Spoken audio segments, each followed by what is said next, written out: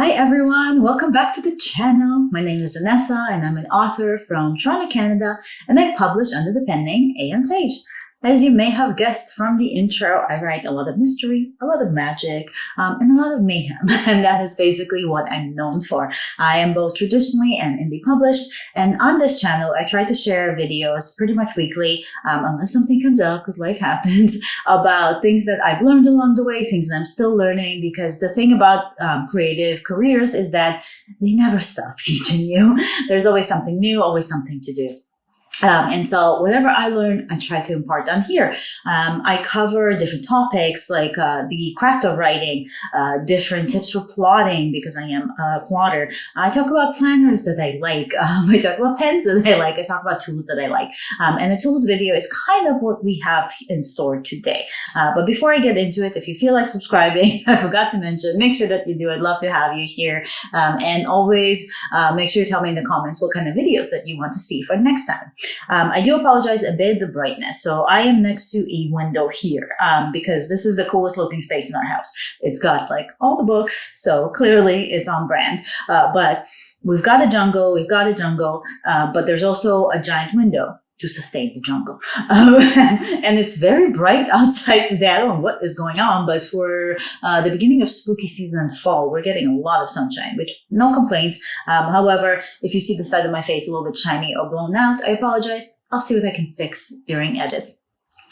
So I was mentioning that we have a tools video today, and the first thing that I want to talk about is when you actually watch this video, the same week, so like the Monday after this video comes out, my new Substack that is called Fiction Focus, it is going to be coming out. Now, there's going to be a lot of free content on there. I will say that the free content on there is going to be based on videos that I also do here, and sometimes just some random stuff and notes and things like that. So just presented in a different format, more like a blog and a post, a Substack post. But the part about the Substack that I am super excited about, which gives me the opportunity to offer even more than what I do here, but not as much as like committing to a full big course on the craft of writing, is I'm going to be putting out a paid monthly newsletter. I'm going to keep the subscription. I think Substack has like a minimum that you're supposed to use, but I'm going to keep it as low as possible for people to enroll in this. And the newsletter is going to be basically a mini course that comes out every single month. It's a newsletter, but I'm going to structure it in a way where we're going to cover different topics and really dive into them into a lot of detail. So you're basically, at the end of this, you have a full archive of the Substack that is all going to be these tiny mini courses. So essentially, say a year down the line, this is going to be a big, massive course that normally would cost, like people would charge thousands of dollars to put out there, but you're going to have it all for this like low monthly newsletter membership. So I thought that was a good way for me to do work where I love to teach and do all of that, but also make it affordable for people who can't afford these giant courses. So that's gonna be fun. Oh, and the best part is that if you are in the subscribed community, which you can subscribe on the free level as well, just to kind of show support if you want to do that. And then you can sample some of the mini courses. You can, I think they give you like a certain amount that you can sample so you can see if you like it. I'm not going to have a mini course for a couple of weeks, so give me some time to work on the first one. But even on the free level, if you're considering subscribing, you will be able to kind of do like a preview or a few of them for like a couple of days or something like that. I'm not sure how Substack offers it, but that's on their end. But the cool part is that if you are going to be part of that community there, you get to vote. So I'm going to put up like 5 topics every single month, and the community will get to vote on what they want to see the mini course on, which I think is really cool because then everybody kind of gets what they want out of it. There's a hair in my eye. And also it's all going to be in post form, so you don't get to hear me say things like there's a hair in my eye. So that is kind of like the tool of all tools that I can offer right now that I really, because I do want to do a writing course, but I think that's more like an in the future thing. I've got a lot of other stuff on my plate. And so maybe next year or maybe not, courses are a big commitment. I've done one of them for cover design and it took a lot out of me.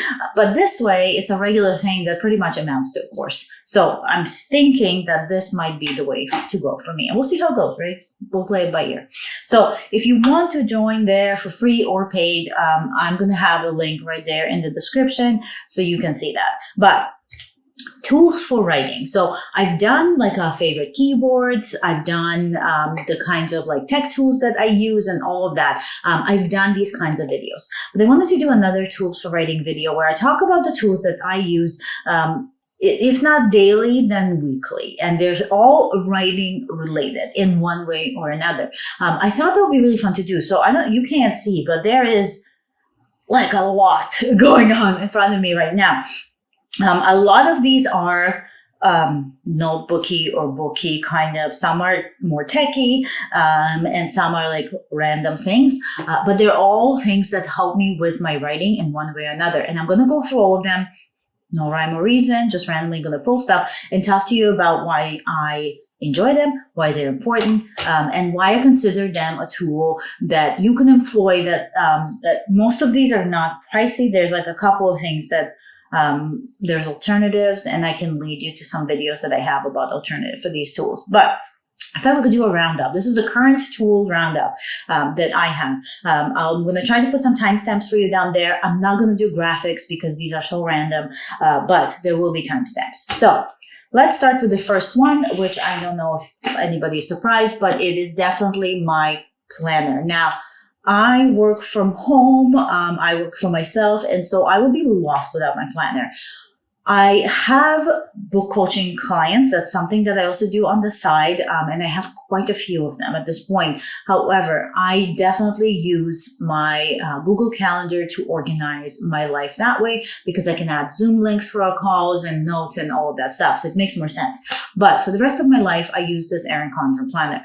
You know me, I switch with planners around a lot, but I feel like if you are a creative and you're like me and a visual person, a digital planning does not always work for everything. And so you need the adrenaline rush of physically checking something off of your to-do list in order to keep going. And it even signals me for things like, hey, did you write today?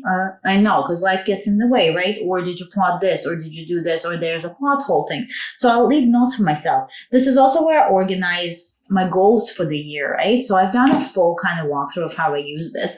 But this is one tool that I would say, it doesn't have to be this giant for you. If you can have a small planner that's physical, I really feel like it helps me so much just to kind of start my day, because I come to the office, my table in the corner, and I see this on the desk and I think, okay, let me see what I have to do today, right?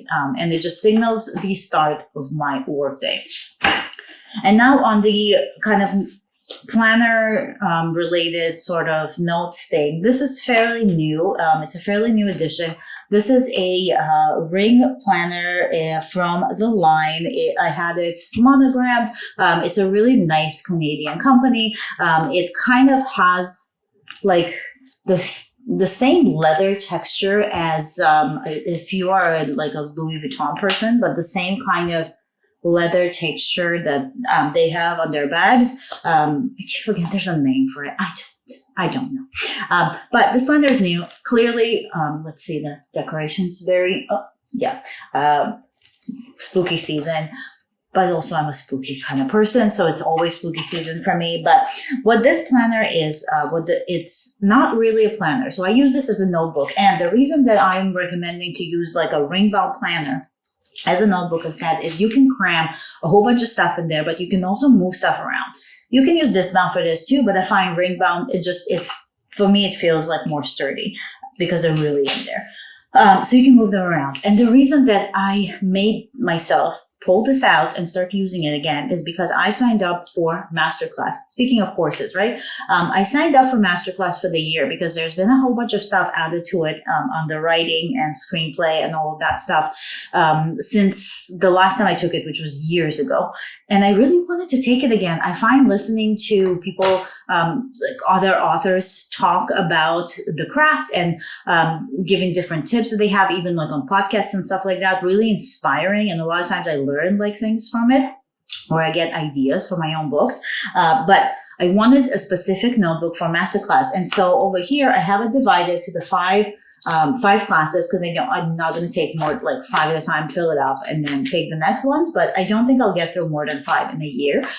So I have it divided for 5 different classes, and kind of like a list of the ones that I want to see next. And this is my learning notebook. You can use any notebook for this. If you prefer like a regular notebook, you can use a notebook that they use in school that have the division for subjects.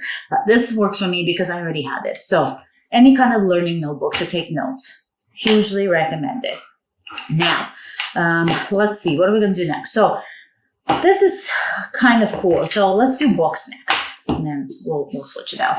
So this is a fairly new addition to my book collection and to my strange craft book collection. This is not a book on the craft. So this is called the Botanical Curses and Poisons, The Shadow Lives of Plants.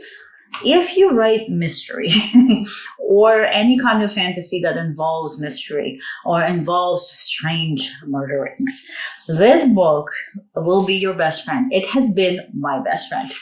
Not only is it absolutely like stunning to look at, like it's just a beautiful book. Like I just can't with these end pages. So not only is it gorgeous and interesting to read, but it's been so helpful in trying to figure out different poisons and things that people could use to, somebody else, but in a way that doesn't feel like I'm like looking through any encyclopedia. It literally has like a history of poisoning, things on like witches, there's different things on, and then it goes into like the different types of plants, and some are very common plants and some are so obscure that if you're writing some kind of strange like fantasy or like a gothic or Victorian type book, this is it. I'm even writing a cozy mystery, where right now I'm working on a cozy mystery where the actual murder is a plant-based poisoning, and this is it. Like for me, this has been really, really great so far. So highly recommend this as a tool to kind of have on your bookshelf if you are like, in a poisoning mood. Now, the next kind of thing. So we did the writing books. So speaking of books now, a reading journal, a tool that's underrated because if you write, you read, hopefully. So my reading journal is like my go-to. I record every single book that I read here. I do my reviews on it. And the thing that I use this as for writing is I also make notes on things in books that I really enjoyed and things that I didn't enjoy, right? And that kind of gives me something to work off of, where if it's something I really like, I can see how I could, like, without copying, emulate a similar thing in my own books. But if it's something I didn't like, then it's something that I could avoid. It also inspired ideas. So a lot of these things are like inspirational and stuff. But a reading journal, it doesn't have to be a journal like this. This is a journal that I designed. I do have videos on it. It is no longer, unfortunately, for sale. I'm sorry, but it's a great reading journal. I did explain in some other video why this is not for sale anymore. But this is a reading journal. This is the one I'm using all year this year, and it's really filling up and it's been helping me figure out like what my favorite books are of the year. But generally, it's been really helping me sit down and think about books in a different way, books that I read. And with that, it's helped me think about my own books in a different way. And so, I just I don't know. I think a reading journal is so necessary if you're somebody who reads, because you don't remember it, especially if you read a lot, right? Like if you read, I read almost 100 books a year, between 70 and 100 books. That's a lot. I won't remember all of them, right? Sometimes I go through my Kindle and I open books that I've already read, because you just don't remember. And this kind of helps you keep track of that.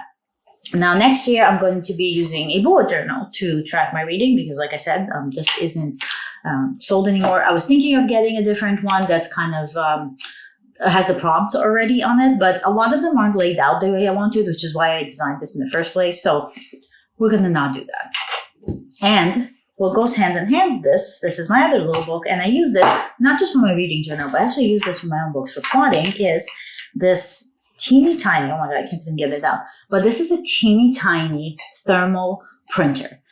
This guy's pink because, you know me. I hope that the light is probably oh, here we go. This is way better. So it's a tiny little pink printer. It's thermal. It doesn't use any ink. It uses thermal ink. So it's got a little cartridge inside, thermal paper. And what it does is it imprints on the paper. So, receipts. This is basically receipts, but for pictures. And so I got this. If you look up mini thermal printer on Amazon, 1,000 of these come up. I don't even remember which one it is. I think I paid $30 for it Canadian. It came with this cute bag that has cats on it and came with a bunch of paper. If you run out of paper, you can buy it on Amazon. You can buy paper on AliExpress. You can buy it anywhere. They're rolls. They're just like receipt rolls, basically. So I use this for putting book covers for books that I'm reading in my reading journal, but I also use this for when I'm plotting. So when I go into my plotting notebook, which is the next tool, I will print things out. I'll print out character photos. If I have a map I want to look at, and this can print as long as you need it to print. It's just a roll, right? So you can do a map, a timeline, whatever you have that's an image. You can print on this thing. You can design in it too, but why? So I print different images from this, and I put it almost like scrapbooking for my plotting. Sometimes I'll print out samples of character arcs or any kind of different things that I would find on the internet that's an image, so I don't have to redraw it. I would just print it on this and put it into my plotting notebook, which takes me to my plotting notebook. This little tool, which I did a whole video of it too, is just a regular Stalogy notebook. You can use any notebook for this, but this for me, for rough plots, has been amazing. Now, if you're not a plotter, I honestly recommend just keeping a notebook because it doesn't feel like it constrains you to a plot. You can write whatever you want in it. You can brainstorm in it. You can journal about your book in this. And I find for me, as a first step, having this around and having this on my desk all the time to kind of reference or put notes in. I just have this around and I'll be writing one book, but I'll be thinking about a future book. And instead of getting stuck on that future book in my head, I will go to this and randomly write it down here as a note. And now it's out of my head and I can keep writing the book that is due and that I have to concentrate on. So plotting notebook or any kind of notebook is highly, highly effective. Now, my next one, we're going back to reading. We got like I said, no rhyme or reason, but my Kobo or any ebook, but I am saying my color Kobo. I did a video on this that there was so many views on that video because I guess people were really interested in these. But this to me has become such a best friend when it comes to writing tools. And you might think how's this a writing tool? It's for reading. But when I read, I pay attention, right? I read as a writer. I read for fun, but I also read as a writer. And so I pay attention to what I'm reading. And the beauty of this color Kobo is the annotation aspect of it. It's the color highlighting for me. So I annotate my books and I've got 3 colors that I use. I have a color for beautiful prose, a color for something to remember, quotes to remember, and then a color for character development. But I also this has 4 colors. And the 4th color I use for things to remember for my writing. So if I come across a really cool word that I think I want to incorporate into my writing, I will highlight it in that color. If I come across the way that a paragraph was structured or a scene was laid out, I will highlight it in that color to remember it for my writing. or a sentence, or the way that somebody's like eyes were described, or the color of their hair, things like that. Not exactly the same way you would use it, but it's nice to have that as a reference. And so when I'm done a book, what I usually do is I download all the annotations, and I download the specific color annotations for writing, and I keep an Excel sheet where I pull stuff for different things from when I'm editing. So, an e-reader that you can keep notes in, highlight things in. It doesn't have to be this one. It could be a Kindle. It doesn't have to be a color one. I just find the color helps me because, again, visual person. But an e-reader to make notes while you're reading, because as you're reading, you might think of stuff for your book as well. This one is really nice because it has notebooks you can keep, so I can handwrite notes or type out notes as I'm reading if I think of stuff for my books. And then the next, I guess there are two tools. So I'll go with, let's do this one first. I do have a video on this. The shine on this still bothers me. But this is the Freewrite. It's the Freewrite Traveler. It is, in my opinion, incredibly overpriced for what it is. However, do I find it also incredibly useful? Yes. I have written so many books on this already. Since I got it. And I love this for working on multiple projects because even right now, I am starting 2 books at the same time. One for me, one that I'm ghostwriting. And I've got the folders on there so I can easily switch between folders and I know which one I'm writing in. Everything gets stored to a cloud. Everything gets sent to my email. I figured out how to not lose work on it finally and how to back it up constantly. And the way, for me, for drafting without being stuck in my own head or having to go back and edit, it's really helped me push my words out. I find when I'm writing on this in an hour, I can usually do about between 1,200 and 1,400 words, which for me is a lot. Because before this, in an hour, I could do 500 to 700 words. So it really almost doubled my word count, and how fast I write because I'm not distracted by all this other stuff. I put my phone away so it's not near me. All I have is a cup of coffee, and this, and I just go for it. And I honestly, if in my other video, which I'll link, that video below, I'll link, whatever videos I can find, that I've done videos on all of these tools separately so you can get more detail into them. But the AlphaSmart or the AlphaSmart Neo 2, which is another tool that I have, is also fantastic. It's bigger, it's bulkier, but it offers the same kind of situation of distraction-free writing for literally not even a fraction of the cost. You can probably get an AlphaSmart Neo. They don't make them anymore. They used to be used for schools, but you can get them on Facebook Marketplace or maybe even on Amazon. I think in the States you can get them, or on eBay for $30 probably. And this was way more. I think Canadian, this cost probably after customs and all that stuff, I want to say over $700, which is insane for what it is. I know, it's wild. It's a really frivolous, it's a privileged purchase is what this was. I have signed a really good book deal. And so I was really happy about that. And I kind of I had these spare funds to use, to purchase this. And it's from books for books. And so it was I could write it off from the business. So it made sense. It didn't make sense to buy it, but I wanted to buy it. Not that I don't need to explain it. I wanted to buy it. I bought it. But there are alternatives out there.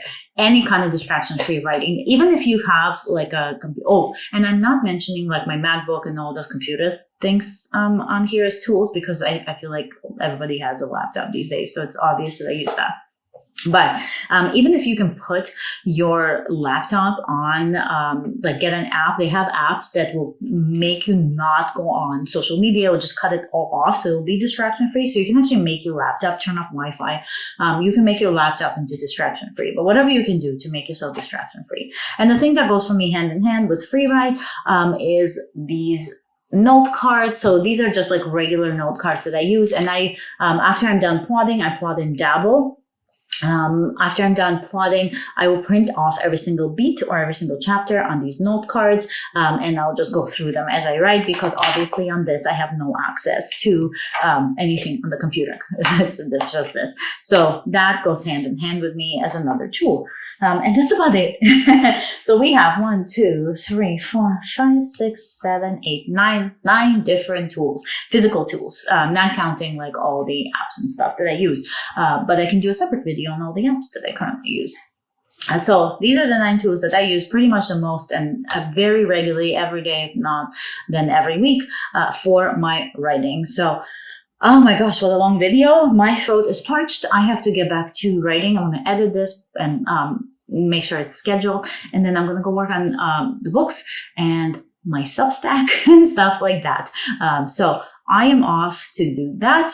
And hopefully you guys enjoyed this. Let me know if you like, which one was your favorite out of all this? Why don't you tell me in the comments which one of these was your favorite tool that I have mentioned? I'd love to hear that. And if you're thinking about also getting it, or if you use any of the same ones. So talk to me. I need friends. As always, thank you guys so much for being here, for subscribing, for watching, and stay magical. And I will see you next week for another video.